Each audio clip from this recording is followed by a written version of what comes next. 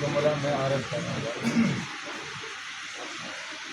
سب سے پہلا جملہ بابا جی قرآن کریم میں مفسر تھے،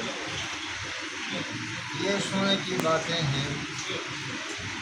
حدیث میں وہ محدث تھے، علم فقہ میں وہ فقیہ تھے، دیگر علوم میں وہ علامہ تھا۔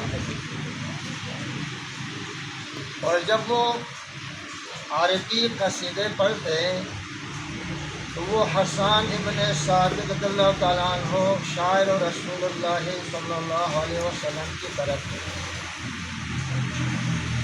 جب وہ فارسی قصیدے پڑھتے انشاء کرتے تو وہ مولانا روم کی طرح اس کا نعم البدل، اور باب التزکیہ میں امام غزالی رحمۃ اللہ علیہ کی طرف ہے۔ یہ اس کے جناب والا علمی مقام تھا۔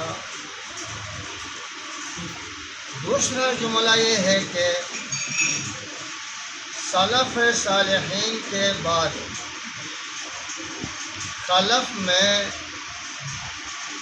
بابا جی جو ہیں وہ عظیم النظیر ہے۔ سلف صالحین کے بعد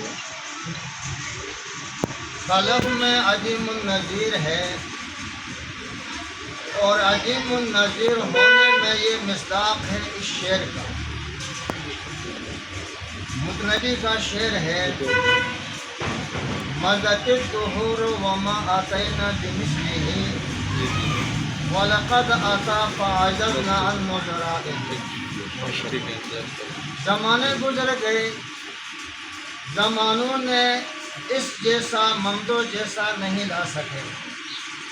جب ممدو آ گیا تو اس کے مثل لانے پہ عاجز ہو گئے۔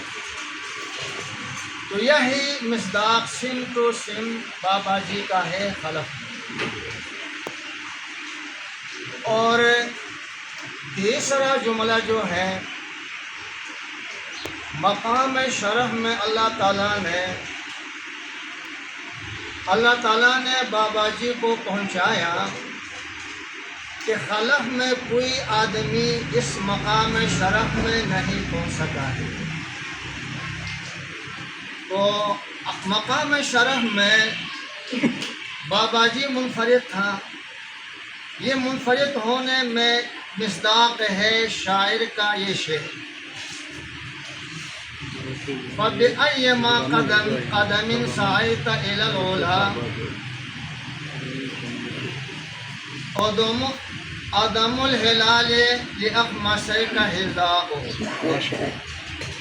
فرماتے ہیں کہ یہ استفہام تعجب کے لیے بڑی تعجب ہے کہ آپ اے ممدو کس قدموں سے اس اونچے مقام پر پہنچے ہیں جو اور کوئی نہیں پہنچ سکا۔ تو جب جس قدم سے آپ اس مقام شرف میں پہنچے ہیں تو آپ کا قدم اس لائق ہے کہ چاند کا چمڑا آپ کا جھوٹا ہو۔ سمجھ میں آ گئی؟ تو مقام شرف میں یہ منفرد ہے۔ یہ تین جملے بابا جی کے بارے میں نے عرض کیا۔ کیونکہ بابا جی ان لوگوں کے ساتھ ہماری رشتہ داری ہے۔ بابا جی کی سکی پھوٹی میری دادی تھی۔ سمجھ میں آ گئی؟ اب آخری جو چوتھا جملہ ہے وہ تعزیت کے متعلق میں عرض کروں گا۔ نبی کریم صلی اللہ علیہ وسلم کے بعد عباس رضی اللہ تعالیٰ عنہ فوت ہوا تو عبداللہ ابن عباس اور نبی کریم صلی اللہ علیہ وسلم سکے چچاداد بھائی ہیں، اور عباس رضی اللہ تعالیٰ عنہ یہ نبی کریم صلی اللہ علیہ وسلم کا سچا چاچا تھا۔ تو نبی علیہ السلام کے وفات کے بعد عباس رضی اللہ تعالیٰ عنہ فوت ہوا۔ یہ بڑے اونچے گھرانے کے لوگ تھے، اور باپ بیٹے کی مقام بھی بڑا اونچا تھا. اور یہ قانون ہے جو بڑی شخصیت ہو وہ مر جائے دنیا سے چلے جائے گھرانہ اونچے خاندان کا ہو تو بڑے بڑے لوگ آتے ہیں اور آتے بھی کثرت سے آتے ہیں. تو عبداللہ رضی اللہ تعالیٰ عنہ فرماتے ہیں کہ والد کے موت پہ مجھے بہت بڑا غم ہوا، بہت بڑا غم ہوا. بہت سے لوگ آتے ہیں وہ تعزیت کے جملے مجھے بتاتے ہیں، کہتے ہیں، تسلی دیتے ہیں، لیکن کسی کی بات سے مجھے تسلی نہیں ہوئی. گھر آتے ہیں جاتے ہیں، مجھے تسلی نہیں ہوا. غم میں ذرہ برابر فرق نہیں آیا. ایک دن مجلس میں بیٹھا ہوا تھا تو دیہاتی ایک آدمی آ گیا.